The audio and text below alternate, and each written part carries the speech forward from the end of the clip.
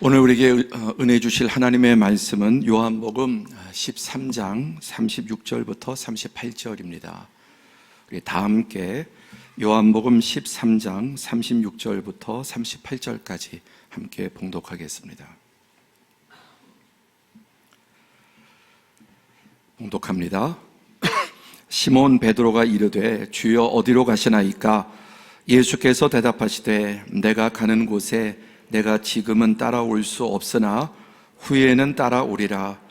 베드로가 이르되 주여 내가 지금은 어찌하여 따라갈 수 없나이까? 주를 위하여 내 목숨을 버리겠나이다. 예수께서 대답하시되 내가 나를 위하여 내 목숨을 버리겠느냐? 내가 진실로 진실로 내게 이르노니 닭 울기 전에 내가 3번 나를 부인하리라. 아멘.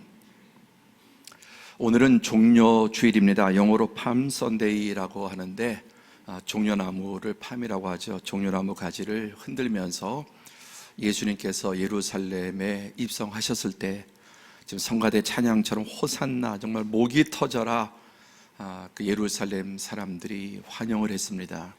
예수님이 왕으로 예루살렘에 입성하시는 것을 환영했던 것입니다.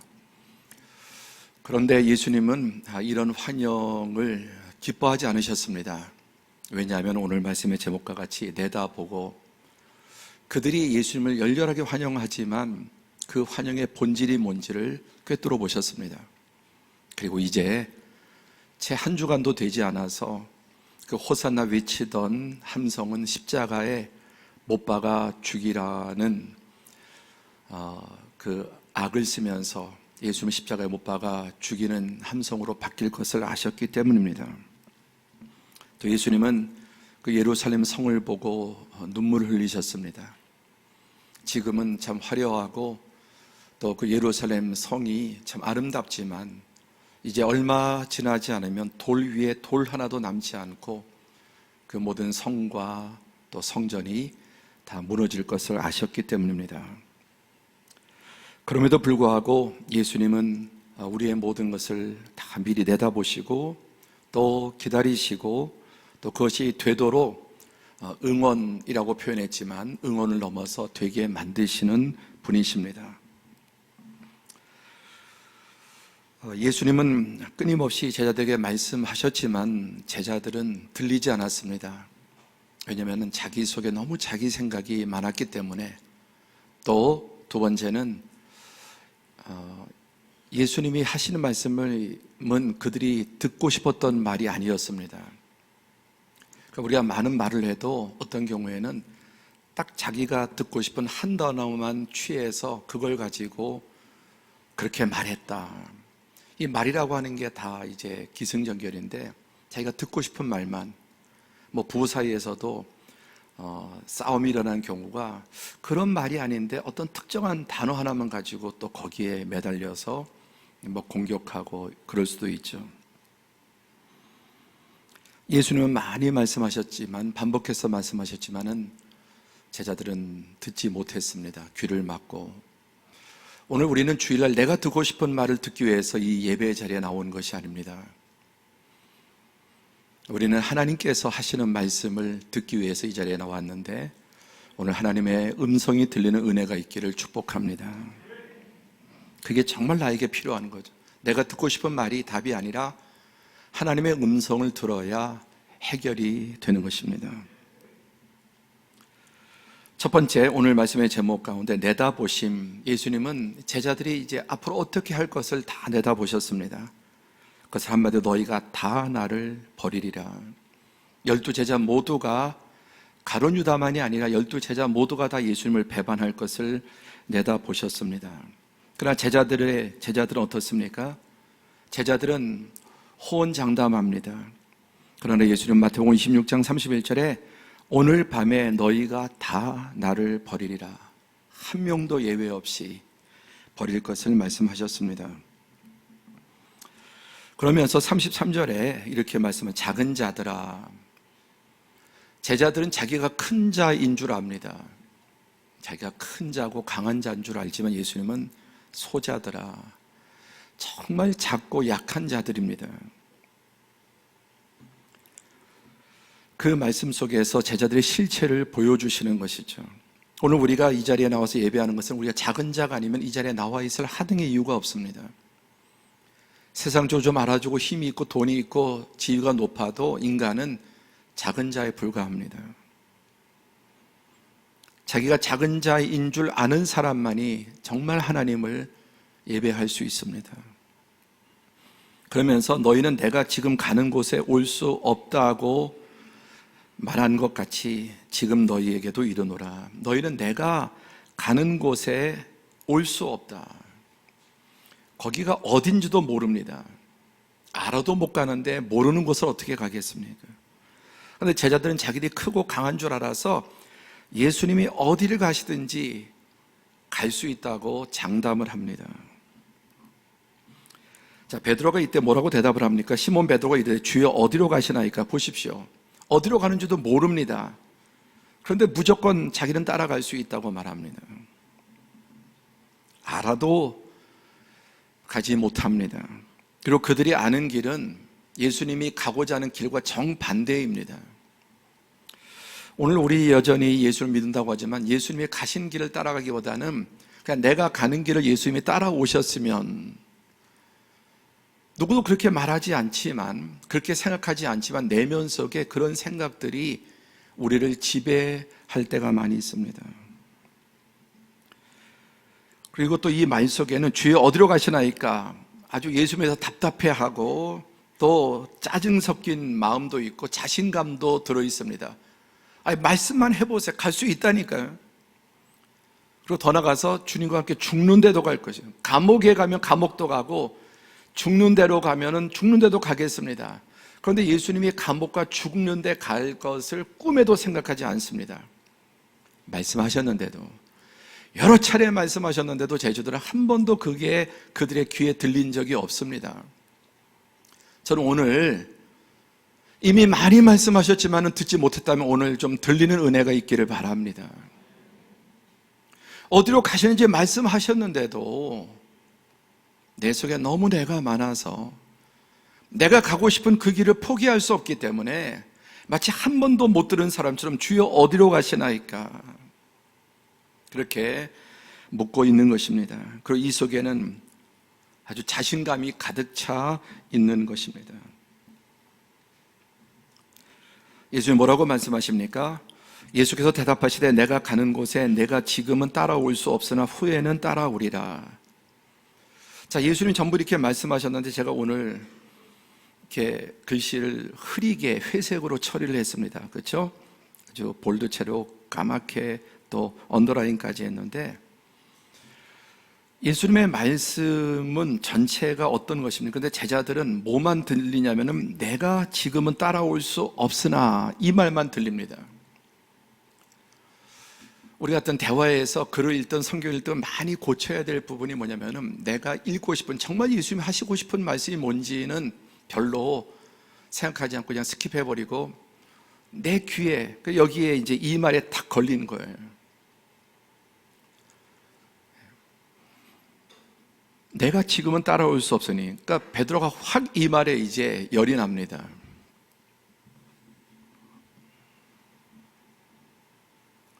그리고 주를 위해서 감옥에도 갈고 죽을 수도 있습니다. 그렇게 이제 말하는 것이죠. 자, 여기에도 좀 이렇게 다른 주일과 다르게 색깔을 이렇게 바꿨는데 한번 주의 깊게 보시면 좋겠습니다.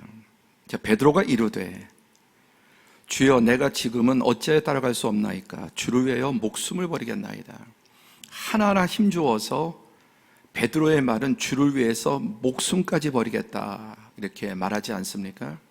그러면서 내가 지금은 어찌하여 따라갈 수 없나이까? 아닙니다. 따라갈 수 있습니다. 근데 전부 다 이렇게 흐리게 처리한 이유가 뭐냐면 이게 다 헛소리란 말이죠. 베드로로서는 최고로 강하게 내가 주를 위해서 목숨도 버릴 수 있다고 말하니 얼마나 이보다 더 강하게 말할 수 없지 않습니까? 사람은 말은 아무리 힘주어 말하고 강조해도 헛된 말이 될 가능성이 많습니다. 내가 정말 그렇게 믿고 결심하고 자신이 있어도 헛된 말이 될 가능성이 많습니다. 베드로의 이 말 하나하나, 단어 하나하나 뜯어보면 얼마나 강력한지 모릅니다. 그런데 예수님께서는 여러분 보는 게 다릅니다. 내가 나를 위해 목숨을 버리겠냐? 베드로는 얼마나 힘주어 얘기했는데도 예수님은 그 말을 지워버리시는 거예요. 내가 나를 위해 목숨을 버리겠냐고? 내가 진실로 내게 이르노니 다 굴기 전에 내가 3번 나를 부인하리라. 예수님은 베드로가 가장 강력하게 말한 그 결심을 예수는 너무나 쉽게 왜 알고 계시기 때문에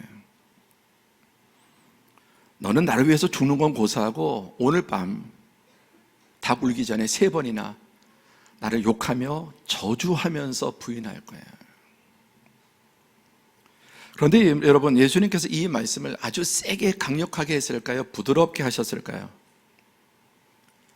저는 틀림없이 확신하기를 예수님께서 막 화를 내면서 언성을 높이면서 너는 오늘 밤 다 굴기 전에 3번이나 나를 부인할 놈이야. 이게 아니라 부드럽게, 베드로야, 네가 나를 위해서 목숨을 버리겠다고? 아니야. 너는 오늘 밤 다 굴기 전에 3번이나 나를 부인할 거야. 주님의 말씀은 사람들이 믿지 않고 건성으로 들어도, 그렇게 핏대 세우지 않고 말씀해도 주님의 말씀은 진리입니다. 다시 한번 강조하건대 아무리 내가 결심하고 각오하고 강력하게 말해도 그 말들은 헛된 말들, 이룰 수 없는 말들이 많이 될 가능성이 많습니다. 왜냐하면 주님께서는 이 모든 것을 다 이미 알고 계시고 다 내다보셨기 때문입니다. 그러나 두 번째, 오늘 예수님의 이 말씀 가운데 핵심은 후에는 따라오리라, 그리고 따라올 때까지 기다리시는 거예요.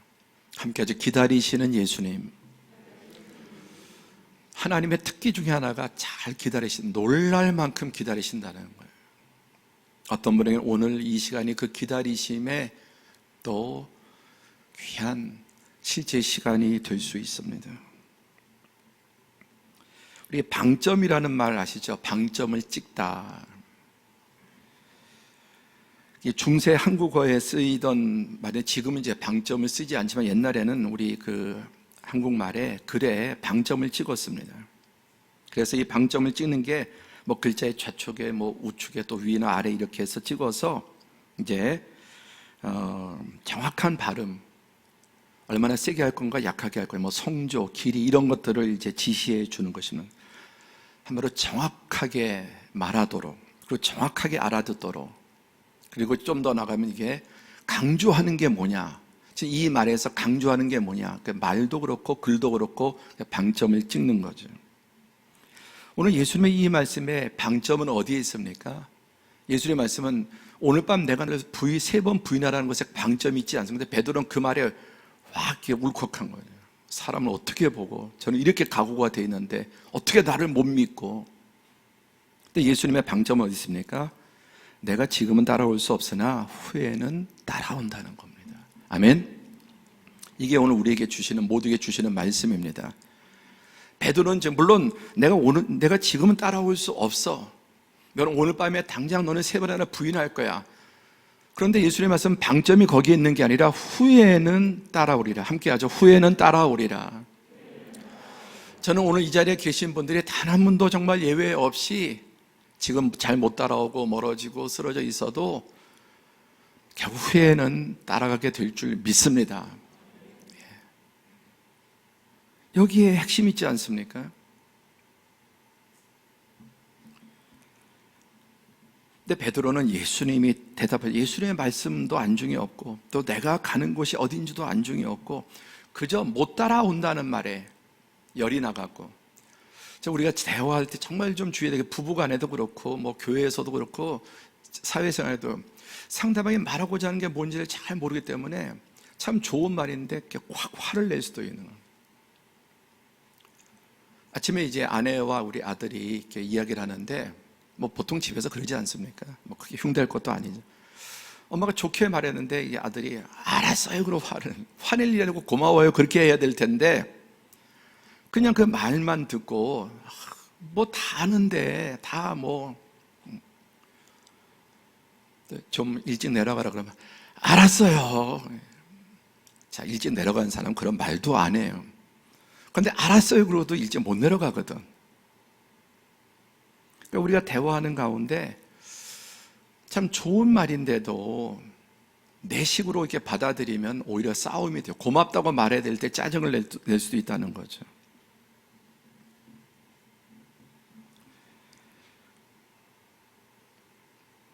베드로는 지금이든 나중이든 영원히 예수님을 따라갈 거라고 생각합니다. 자신을 잘 모르는 데서 오는 과장된 또는 거짓된 자신감. 잠언 16장 18절에 교만은 패망의 선봉이요 거만한 마음은 넘어짐의 앞잡이니라. 예수님께서 작은 자다 이렇게 말씀하셨습니다. 오늘 우리 모두가 정말 우리가 약하고 작은 자임을 깨닫고 주님의 음성이 들리는 은혜가 있기를 바랍니다. 근데 자기는 작은 자인 줄도 모르고 그래서 누가 크냐고 경쟁하지 않습니까? 예루살렘 올라오면서 계속 자질이 한 게 누가 크냐, 누가 강하냐, 내가 더 강하다, 내가 더 높다라는 겁니다.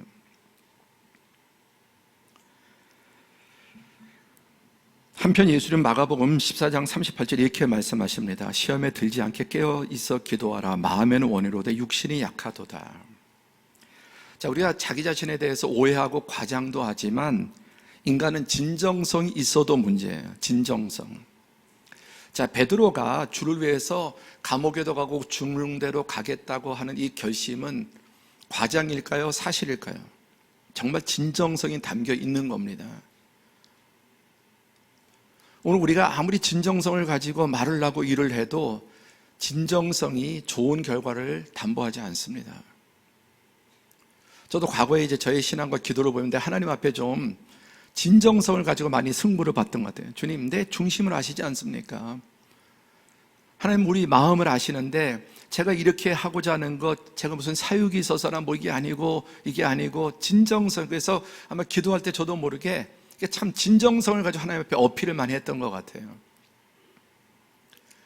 베드로가 주님과 함께 감옥에도 가고 죽는 데도 가겠다, 죽을 각오되어 있다고 하는 말은 진정성이 있는 말, 정말 그렇게 주님을 사랑하는 마음이 있었습니다.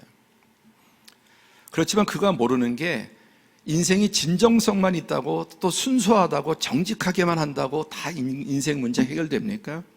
마음에는 원이로되 육신이 약한. 그래 베드로야, 네 말에 너 정말 나를 위해서 그런 마음이 있는 거 내가 알지만 넌 네가 약하다는 걸 모르는 거야. 진정성은 있지만 얼마나 자신이 연약하다고 하는 것을 모르는 거예요. 그래서 시험에 들지 않도록 깨어서 기도해서 네 힘과 네 의지와 네 결심이 아니라 성령의 능력을, 하나님의 도우심을 입어야 그 진정성이 실제가 되는데 그 진정성도 환경 앞에, 현실 앞에 아주 처참하게 깨지는 것입니다.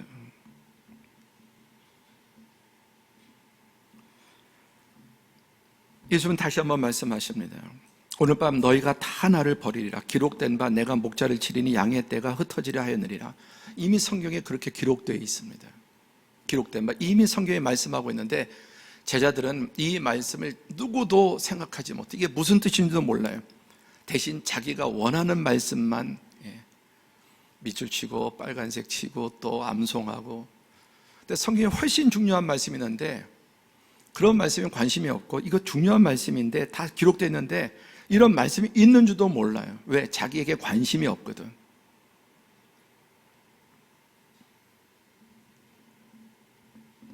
오늘 우리가 좀 하나님께서 내주셔서 말씀을 읽는 눈이 좀 바뀌었으면 좋겠습니다.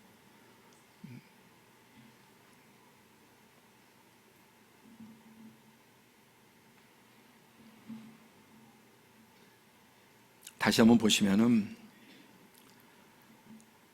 내가 가는 곳에 내가 지금은 따라올 수 없지만 후에는 따라오리라. 그러니까 참 좋은 말씀입니다. 배반할 걸 알면서도 예수님 배반도 보시지만은 배반 이유를 보시는 거예요. 그래서 결국 내가 따라올 거다. 너무나 감사하고 좋은 말씀이고 새겨야 될 말씀인데 그렇지 못했다는 겁니다. 그리고 36절에 여기 다시 보시면 예수께서 대답하시되, 자, 그 위에 부분은 베드로나 제자들이 이 예수님의 말씀을 귀담아 듣지 않았다는 겁니다. 이게 누구 말씀인데? 예수님의 말씀이고 또 성경에 기록된 말씀인데, 우리가 말씀을 듣는 귀도 바뀌어야 되고 성경을 읽는 눈도 바뀌어야 될 것입니다. 세 번째, 예수님은 이제 응원하세요. 첫째, 모든 것을 다 아시고 내다보시고 알려주십니다. 그럼에도 불구하고 안 듣고 결국은 실패하고 다 배반할 것도 아십니다. 그러나 결국은 따라오게 될 것을 알고 계시고 또 그것을 제자들에게 말씀해 주셔요. 그리고 그렇게 되도록 응원하시고 기도하시고 또 무엇보다 그렇게 되도록 만들어 가시는. 그래서 누가복음, 마태복음, 죄송합니다. 누가복음 20장 32절에 다 함께 봉독하죠. 시작. 그러나 내가 너를 위하여 내 믿음이 떨어지지 않기를 기도하였노니 너는 돌이킨 후에 내 형제를 굳게 하라. 여기도 보십시오. 이미 다 말씀하세요. 이 말씀 가운데 내가 너를 위해서, 그렇지만 네가 나를 배반하고 하지만 내가 너를 위하여 내 믿음이 떨어지지 않기를 기도하였노니 너는 돌이킨 후에 내 형제를 굳게 하라. 너무나 참 위로가 되는 말씀이죠. 그런데 이런 말씀들이 하나도 안 들어왔습니다. 자기 생각 때문에. 나는 절대 배반하지 않고 죽는 자리도 가고 감옥에도 갈 수 있다고 생각했기 때문에요. 언제 들어옵니까? 이제 처절하게 깨지고 박살이 나야 그때 가서 말씀이 그때 생각나는 거예요. 그리고 생각나는 것도 자기의 기억력이 아니라 성령께서 생각나게 해주십니다. 제가 늘 기도할 때 주님 말씀이 들리게 하시고 또 결정적인 순간에 그 말씀이 생각나게 하시고 그리고 말씀에 지배를 받게 주옵소서. 아멘입니까? 자, 세 가지 한번 해보죠. 말씀이 들리고, 말씀이 생각나고, 말씀이 지배하고.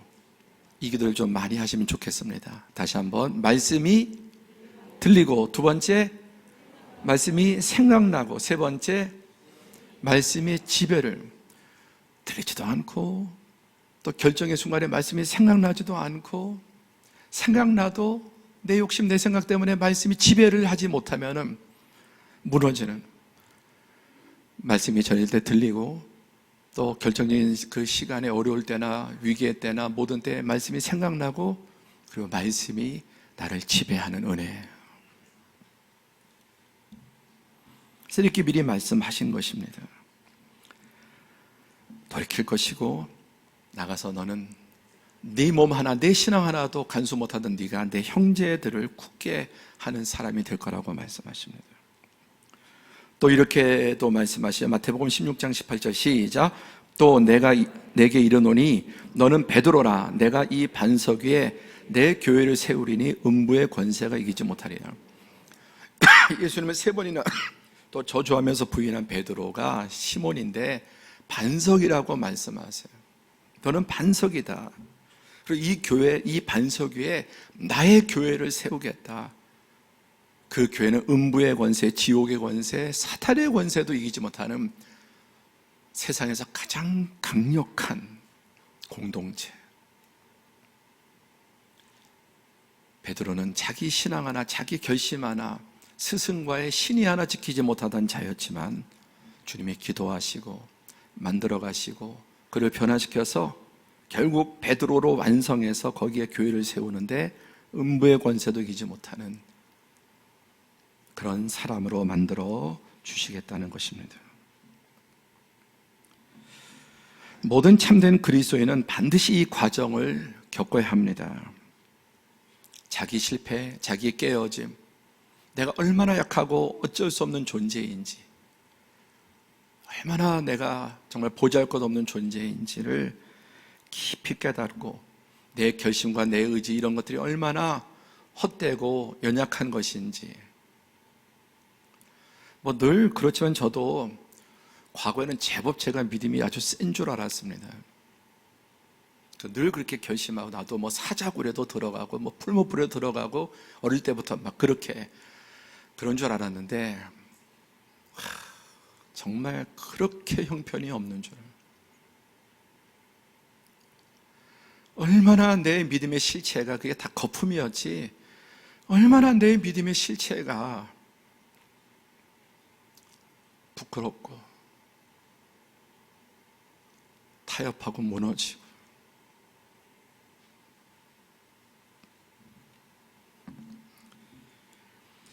아브람도 그렇고 다윗도 그렇고 야곱도 그렇고 12제자 누구를 막론하고 철저하게 자기 자신이 깨어지는 경험을 하지 않고는 정말 우리가 바로 하나님 앞에 설 수 있는 방법이 길이 없습니다. 저는 이제 오늘까지 3주 동안 우리의 신앙의 이 과정, 예수를 믿고 구원받아서 하나님 나라에 가기까지 이 과정을 3주간에 걸쳐서 지금 전하고 있습니다. 지난주에 간극과 과정이라는 제목으로 말씀을 전했고 이제 오늘 마무리를 하겠습니다. 자, 간극이란 사물과 사물 사이의 틈을 말하죠. 시간적, 거리적, 이론과 실제의 간극이 있습니다. 또 과정이란 어떤 일의 시작부터 완성에 이르기까지 발전해 나가는 시간과 단계들이 있습니다. 우리의 신앙에도 이러한 간극과 과정이 있습니다. 이미 시작된 구원, 이걸 중생이라고, 이미 시작된, 예수를 믿을 때 성령에 의해서 영적인 사람으로 태어난 새 생명, 중생인, 그 이미 시작된 구원이지만 아직 완성되지 않은 구원 사이에 간극이 있습니다. 이 간극을 채워나가는 가장 좋은 방법은 예수 그리스도를 연기하는 것이라고 그랬죠. 연기하는. 아닌데 배우가 연기하듯이. 그런데 이 연기는 위선과 가식이 아닌 연습이고 진짜가 되어가는 실습이며 훈련이다. 연기가 연습이고 실습이다. 그러므로 우리는 마음에서 우러나오지 않아도 또 울며 겨자 먹기로라도 억지로 예수님을 연기해야 돼요. 내가 마치 예수님인 것처럼.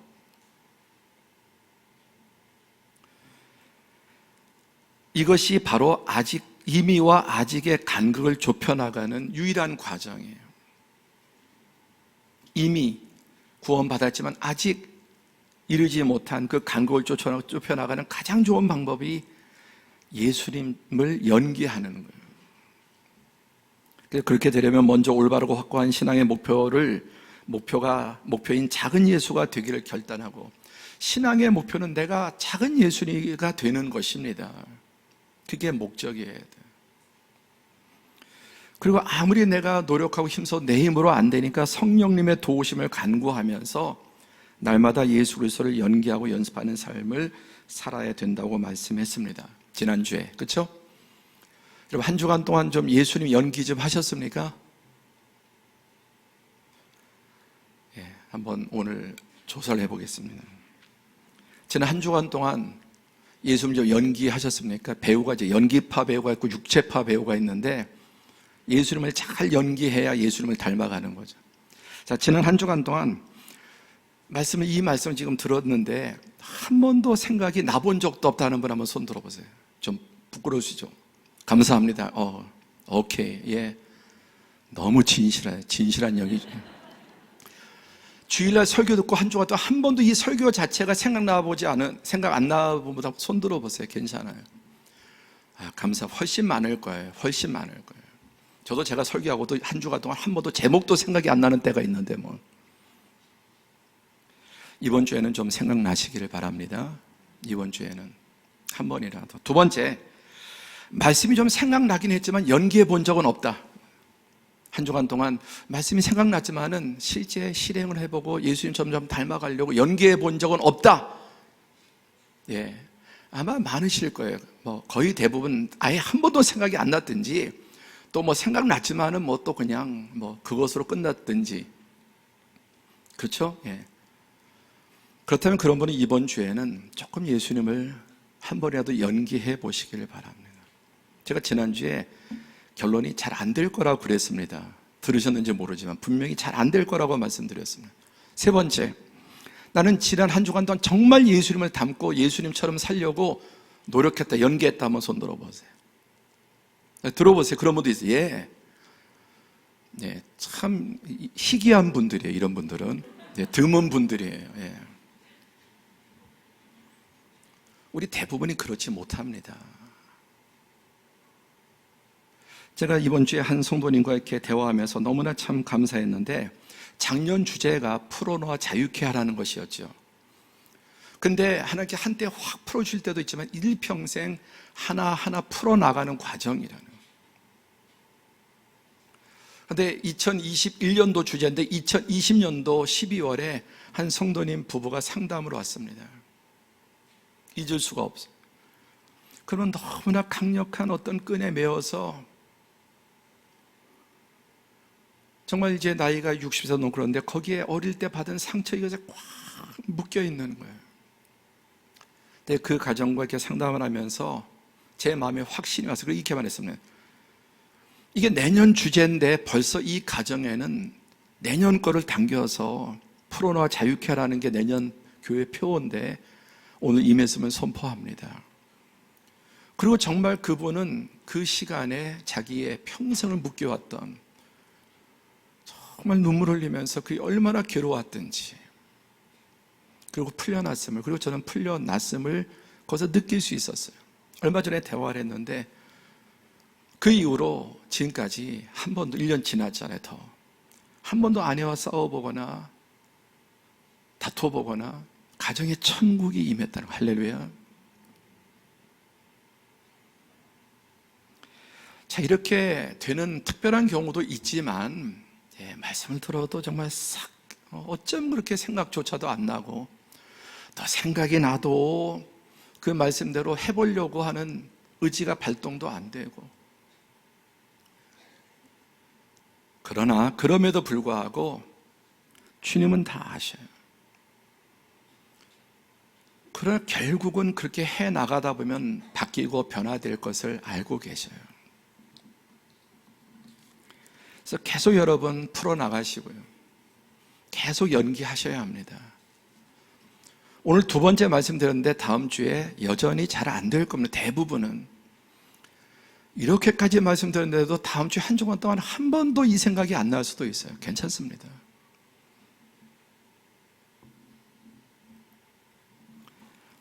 우리가 예수님을 닮아가는 가정에서부터, 부부 사이에서부터, 저도 또 설교했으니까 뭐 아내에게 근데 한 두 번인가 연기하다가 그냥 끝나고 말았습니다.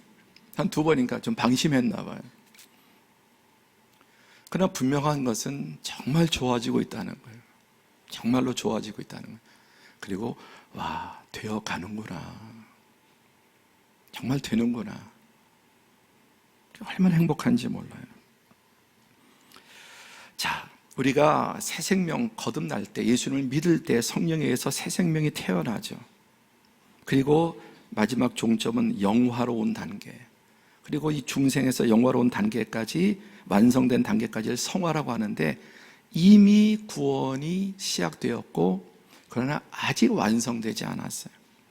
이것을 이제 간극이라고 하는데, 이걸 날마다 채워나가는, 그걸 채워나가는 가장 좋은 방법이 예수님을 연기하는, 그게 바로 연습이 되는. 그럼 이 목표를 갖는 게 중요하다. 수많은 그리스도인들이 평생 수십 년을 예수를 믿어 한 번도 내가 예수님을 닮는 것을 목표로 세워보지 않은 분들이 많다고도 말씀을 드렸습니다.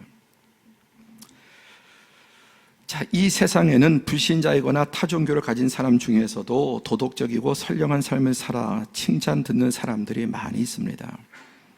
그들은 신앙이 없어도, 또는 타종교인이어도 하나님께서 사람의 본성 속에 지으신 도덕성에 충실하며 남을 배려하고 절제하고 또 욕심을 버리고 선하게 살아가는 사람들이 있습니다.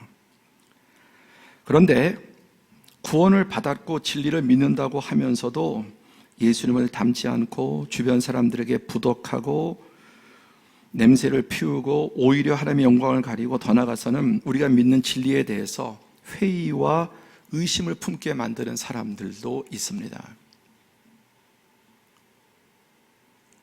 전혀 신앙이 없고 종교가 없어도 너무너무나 정말 도덕적으로 모범적으로 사는 사람들도 있는데 그렇게 열심히 교회 다니고 신앙생활도 잘하고 또 그러는데 참 부덕하고 믿는 사람이 봐도 또 불신자들이 봐도 정말 기독교가 정말 하나님이 살아계실까?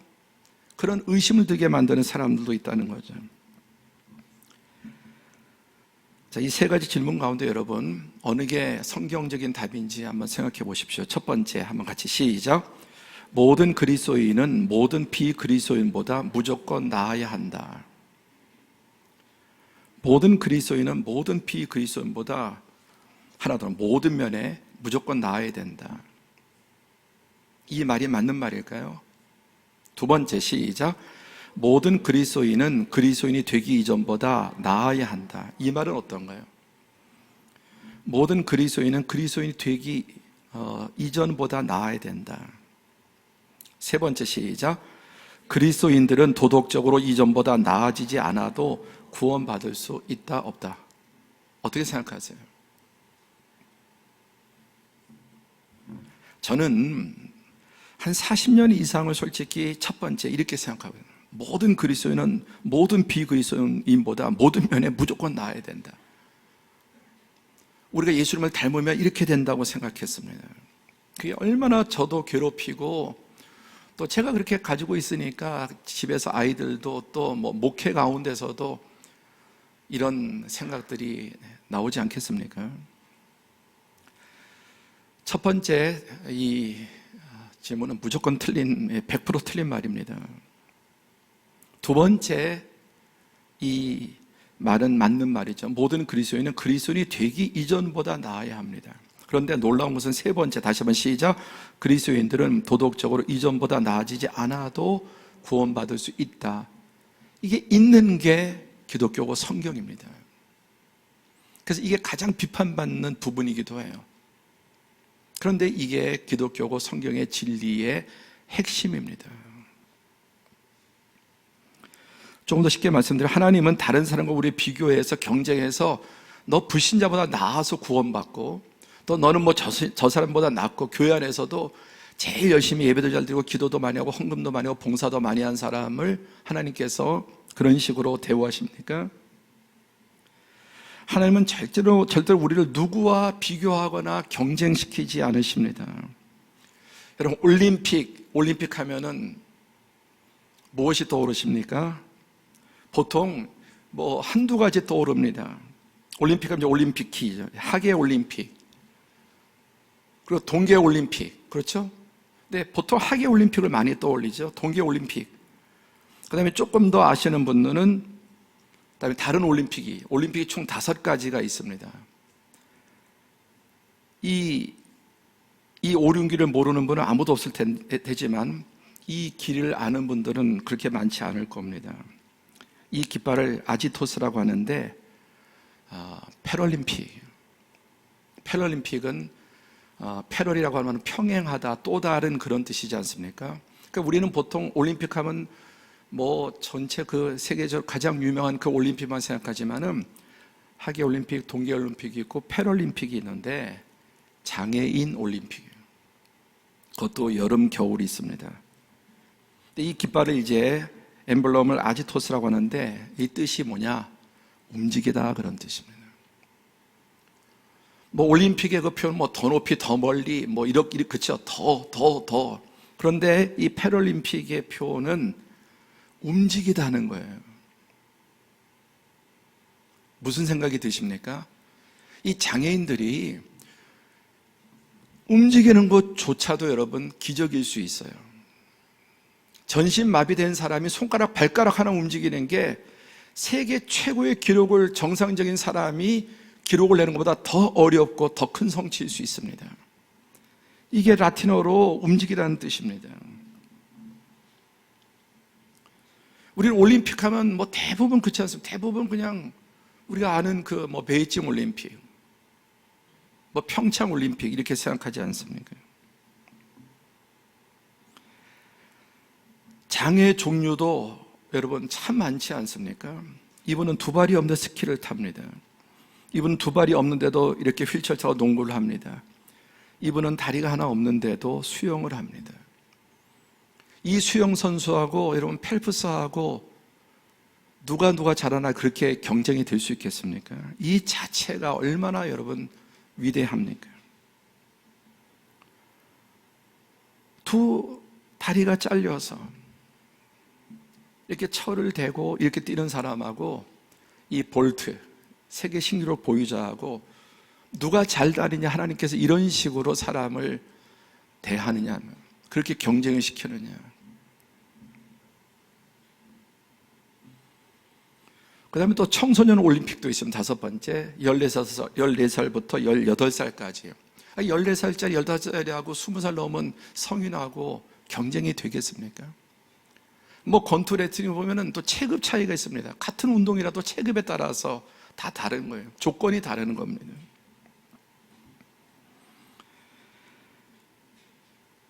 우리는 신앙에 대해서 예수 믿는 사람들은 정말 모든 분야의 올백을 맞아야 된다. 그리고 예수 믿는 사람들은 불신자보다 물론 더 나아야 되지만 그 생각 자체가 심각한 문제를 우리에게 왜곡을 가져다 준다. 자신에게도 그렇고 남에게도 그렇고. 그래서 너무나 많은 분들이 우리 부모님 보고 상처를 받아서 난 교회 안 나와. 저렇게 어떻게 뭐 장로님이고 권사님이고 그런데 저럴 수가 있어. 어린 시절에. 교회 보니까 목사님 장로님 싸우고 멱살 잡고 어떻게 목사 장로가 저렇게 뭐 할 수 있어. 그래서 교회를 떠난, 교회 안에서 먼저 믿은 분들 또는 뭐 그들이 이제 교회 중직들, 목회자를 보면서 상처 입고 교회 떠난 분들이 많습니다.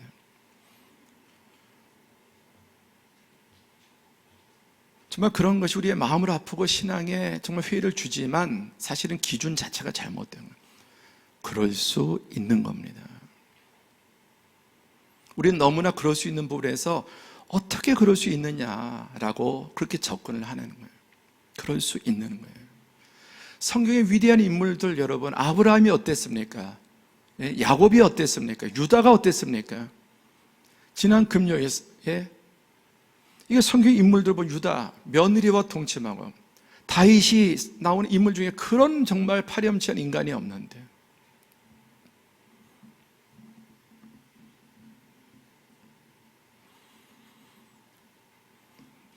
우리 사람도 영적으로 보면은 이렇게 정말 완벽하게 세계 최고의 기량을 가진 사람도 있지만 영적으로 이런 부분에 저런 부분에 또는 어딘가 이렇게 장애가 있고 병이 들어 있을 수 있다는 것입니다. 우리가 많이 본 토끼와 여러분, 하나님께서 이런 경주를 시키실까요? 그렇지만 바꿔서 이 경기장이 이제 물로 가면은 또 얘기가 달라지는 거죠. 이런 경기 자체가 성립되지도 않고 하나님 이런 식으로 경기를 벌이지도 않지만 바꿔서 이제 물로 수영장으로 가면 어떻게 됩니까? 토끼는 죽어버려요. 근데 우리는 이런 비교를 가지고 다른 사람에게도 이렇게 비교, 자신에게도 이렇게 하고 그러니까 신앙 자체가 잘못되는 거예요. 그래서 늘 다른 사람 보고 걸리고 회의를 갖고 또 신앙을 버리기도 하고 비판하기도 하고 그런 것이죠. 물론 그런 일이 없을 수는 없습니다. 빌립보서 3장 14절에 우리 신앙의 목표는 표대를 향하여 예수 그리스도, 그 다음에 하나님이 위에서 부르신 다른 사람이 아니고 누구보다 더 낫냐, 불신자보다 낫냐, 물론 당연히 여러분 그렇게 바꿔가야 되지만 기준이 그게 아니라는 거예요. 핵심은 표대를 향해서 예수 그리스도를 향해서, 그리고 그리스도 예수 안에서 하나님이 위에서 부르신 하나님을 향해서 달려가는 것이고 예수님을 향해서 달려가는데 어떤 사람은 타고나기를 치타 같은 사람도 있고 어떤 사람은 달팽이 같은 사람도 있다는 거예요.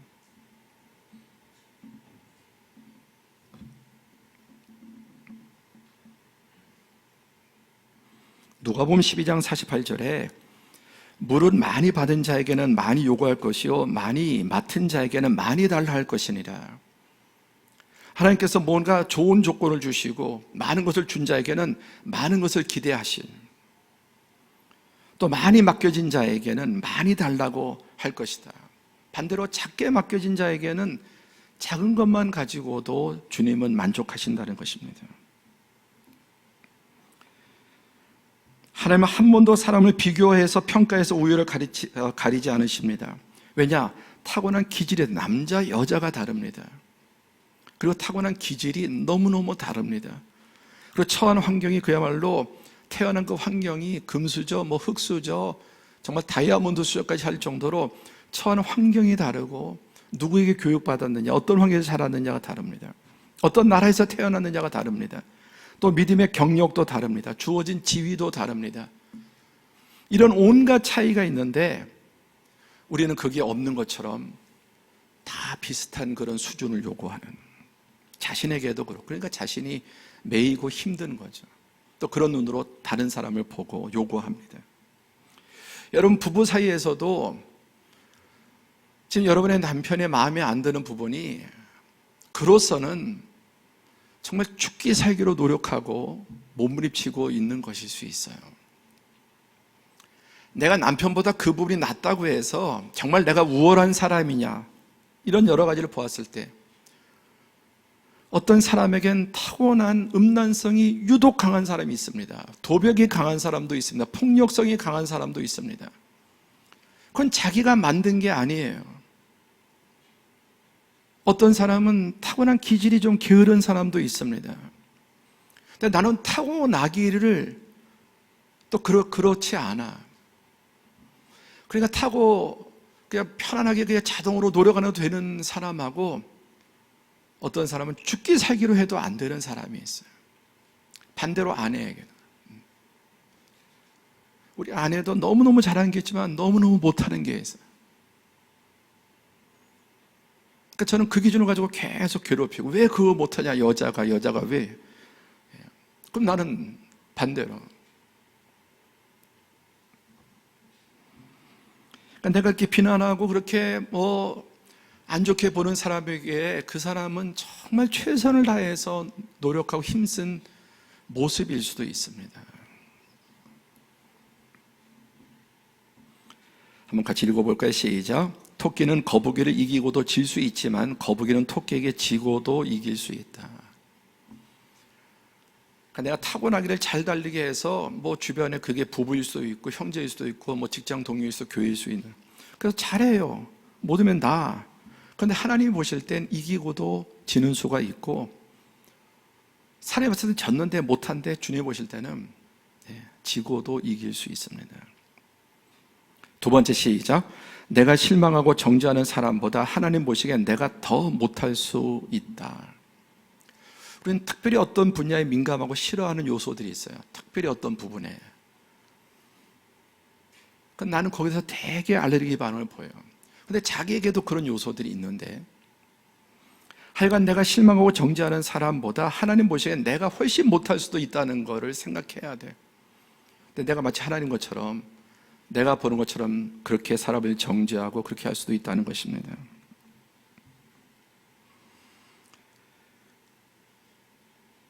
빌립보서 3장 16절에 이런 놀라운 말씀이 있습니다. 시작. 오직 우리가 어디까지 이르렀든지 그대로 행할 것이니라. 어디까지, 도달한 지점이 다르고 출발 지점이 다르고 타론한 게 다르고 모든 게 다르는데, 거기에서 어디에 있든지 간에 계속 그 목표 향해서 나아가는 겁니다. 그런 뜻이에요. 어느 상황에 있든지 그냥 자기 안에서 자기가 가진 그 부분에서 최선을 다해서 그 목표를 향해서 나아가는. 그래서 어떤 사람이 이런 모든 조건들이 맞아서 훨씬 더 예수님께 가깝고 덕이 되고 본이 되는 사람도 있고, 교회 안이라도, 교회 안에 신앙생활 오래 해서도 타고난 이런 것들이 너무나 좋지 않았고, 천성이나 환경이나 그렇게 오래 믿었는데도 어떤 부분은 잘 안 될 수 있어요. 그가 목사라도 장로라도 권사라도.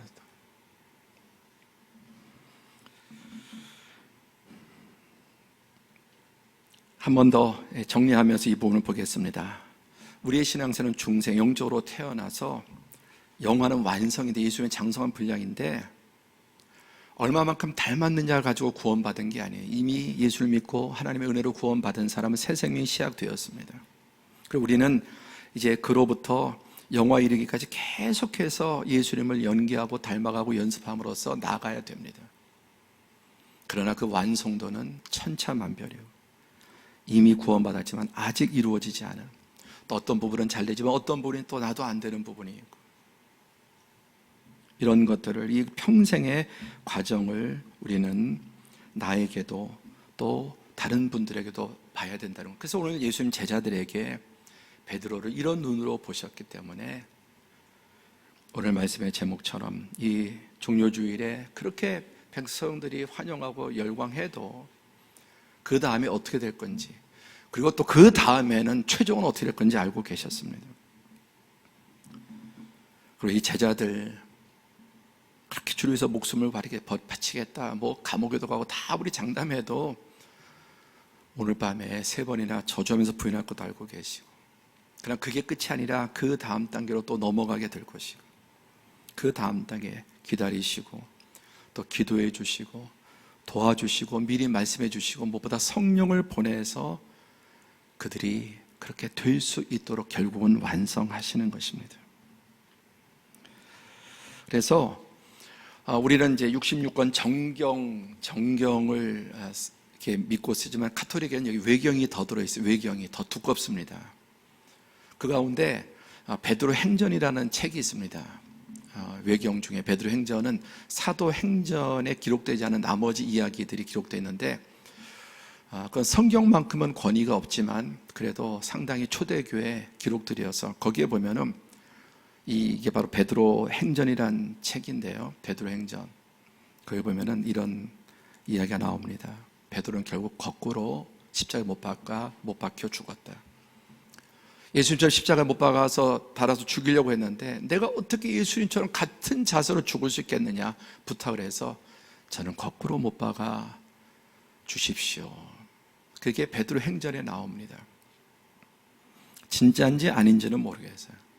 그런데 그런 말이 나올 정도로 결국 베드로는 예수님 오늘 말씀대로 그리고 교회의 초석이 되었고 위대한 승리자 그리고 순교자가 되었던 것입니다.